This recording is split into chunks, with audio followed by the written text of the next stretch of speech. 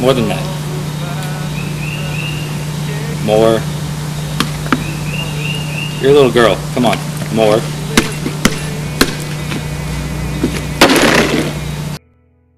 We'll put a boot in your ass. It's the American way. Happy 4th, buddy. Happy 4th of July to you too, bro. Bottle rocket fight?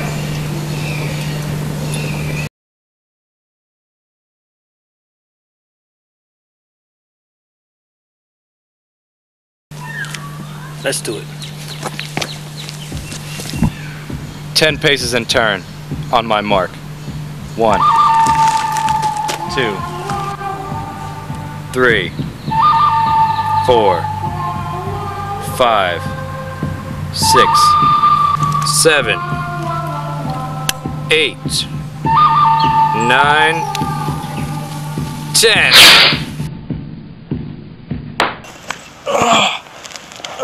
Oh my God, Felix! Why'd you let me shoot you with the bottle rocket? It was such a bad idea. The urgency of the situation has caused me to forget all medical training. I need medical assistance.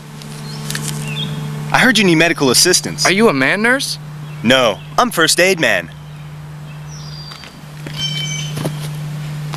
As with any medical emergency, the first thing you want to do is evaluate the casualty. And the first thing in that is to evaluate for responsiveness. Let's see if he's being responsive. Ah! My arm! Ah! Yep, he's responsive. The next thing you want to do is check for breathing. What are you doing? I'm breathing. He appears to be breathing. The third thing you want to do is check for bleeding. I'm going to start at his head, move down to his body, and then onto the extremities. No blood there. It appears I found an open wound. I'm going to treat this first, and then we'll go over the further steps of evaluate a casualty afterward. In order to dress the wound, you want to use the casualty's own field dressing. Oh goody, he has one right here.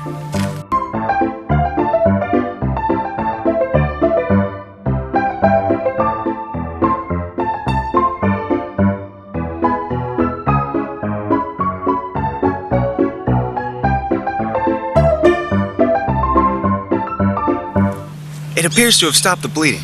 That's a good thing too, because if it didn't, I would have had to apply a tourniquet. And to do that, I'm going to apply it 2 to 4 inches above the wound, in between the wound and the heart itself. I'm going to make sure not to put it on a joint, and I'm only going to do it when the wound is life-threatening, because usually a tourniquet leads to amputation. Remember back in the beginning when we were evaluating a casualty? I'm going to go back and complete all those steps. The next thing I want to do is check for shock. And to do that, I'm going to look for sweaty but cool skin, pale skin, restlessness or nervousness, thirst, severe bleeding, confusion, rapid breathing, blotchy blue skin, nausea, and or vomiting. It doesn't appear he has any of that, so I think it's safe to say he's not going through shock. The next thing I want to look for are any fractures, and to do that, I'm going to look for any deformations in his limbs, any discoloration, or any bones protruding from the skin. Again, it doesn't look like he has any of that, so I think it's safe to say again that he has no fractures. And the last thing I want to check for are for burns. There are 4 types of burns: the thermal, the electrical, the chemical, and the laser. Lasers. I can visibly see no indication of charred flesh, and I also do not smell any indication that he may have been burned.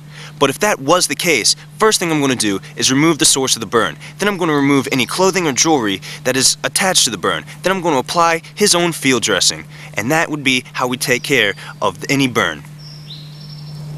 Now let's review. I just evaluated a casualty looking for responsiveness, breathing, bleeding, shock, fractures, and burns. And that could be remembered by the mnemonic device we all know and love: really bloody babies, Senor Fernando bites hippos.